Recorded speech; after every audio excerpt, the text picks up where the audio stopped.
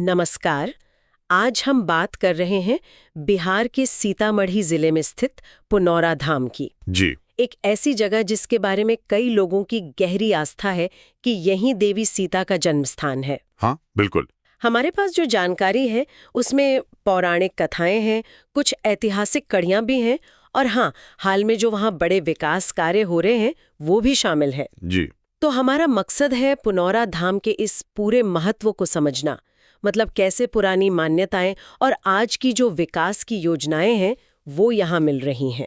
सही कहा, एक दिलचस्प संगम है ये। तो चलिए इस विषय की तहों में उतरते हैं जरा। बिल्कुल। शुरुआत करते हैं सबसे पुरानी कड़ी से, पौराणिक जड़ों से। हाँ, वाल्मीकि रामायण से। जी, उसमें जिक्र है कि मिथिला में एक बार भयानक अकाल पड़ा था। हाँ, और तब राजा जनक को सलाह दी गई कि वो खुद हल चलाएं। जी। और जब वो खेत जोत रहे थे तो हल का जो सिरा होता है, मतलब सीत, हाँ, वो जमीन में कहीं टकराया और वहां से एक कलश निकला। बिल्कुल। और उस कलश में एक कन्या थी, जिन्हें राजा जनक ने अपनी बेटी मान लिया और नाम दिया सीता, क्योंकि वो सीत से मिली थी। और पुनौरा धाम को ही वो जगह माना जाता है जहाँ ये हुआ। अच्छा।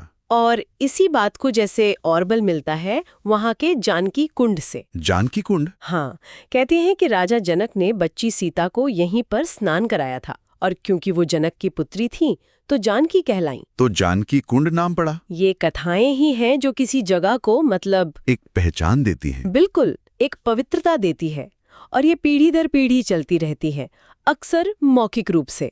सही है, ये तो हुई आस्था की बात। लेकिन इस जगह के इतिहास में और भी कुछ है शायद। हाँ, कुछ और परतें भी हैं।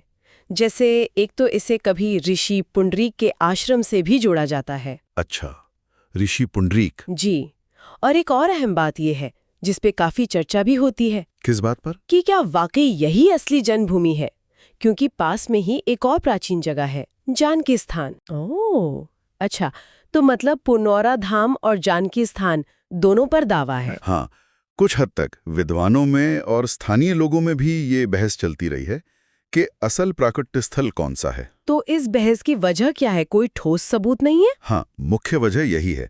देखिए, इतनी पुरानी घटनाओं के लिखित प्रमाण मिलना बहुत मुश्किल होता है। सही बात है। ज्यादातर आधार या तो मौखिक परंपराएं होती हैं या फिर बाद के ग्रंथों में जो उल्लेख मिलता है वो होता है।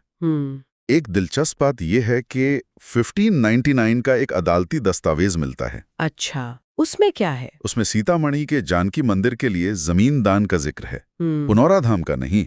ओहो, तो इससे तो मामला और उलझ जाता है। हाँ, ये दिखाता है कि कैसे समय के साथ चीजें बदलती हैं और धार्मिक महत्व कई बार स्थानीय विश्वास पर ज्यादा टिक जाता है। और ये जो अभी मंदिर है पुनौरा धाम में, वो कितना पुराना है? इसके बारे में भी एक कहानी है। कहते हैं कि ब्रिटिश जमाने में महंत के पद को लेकर कोई झगड़ा हुआ था। ढांचा देखते हैं मंदिर का, वो करीब 100 साल पुराना माना जाता है। तो मतलब इतिहास में भी कई उतार चढ़ाव रहे हैं। बिल्कुल। लेकिन अब तो यहाँ भविष्य की एक बहुत ही बड़ी तस्वीर बन रही है। हाँ, और यहीं से ये विषय आजकल बहुत ज्यादा चर्चा में भी है।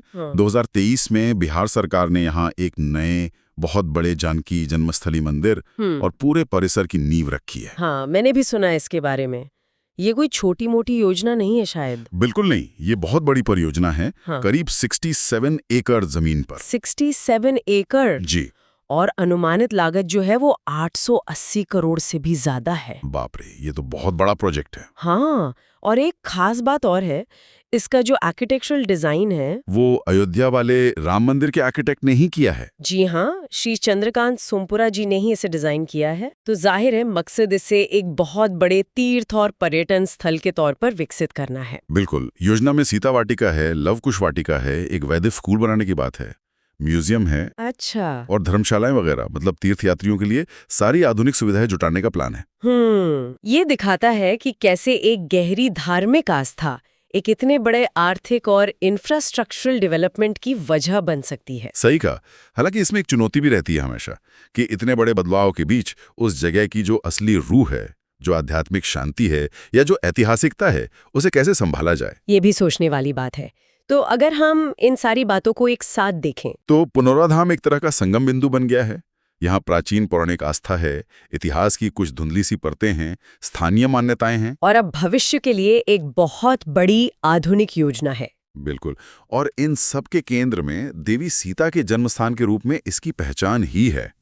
भले ही ऐतिहासिक सबूतों पर बहस हो, पर आस्था बहुत मजबूत है। तो कुल मिलाकर आज की इस बातचीत से पुनौरा धाम के अतीत की कई परतों और भविष्य की एक भव्य योजना की तस्वीर साफ होती है। जी जाते जाते एक सवाल मन में आता है जिसे हम सोचने के लिए छोड़ सकते हैं। हाँ, बिल्कुल। कि जब सदियों पुरानी आस्था इतने बड़े पैमाने पर आधुनिक विकास, इंफ्रास्ट्रक्चर और पर्यटन से मिलती है, तो वो जो एक नाजुक संतुलन होता है ना, हाँ, विरासत को बचाने, लोगों के गहरे विश्वास को सम्मान देने और भविष्य की उम्मीदों को पूरा करने के बीच, वो संतुलन आखिर कैसे साधा जाता है? ये सचमुच एक गहरा सवाल है जिस पर विचार करना जरूरी है।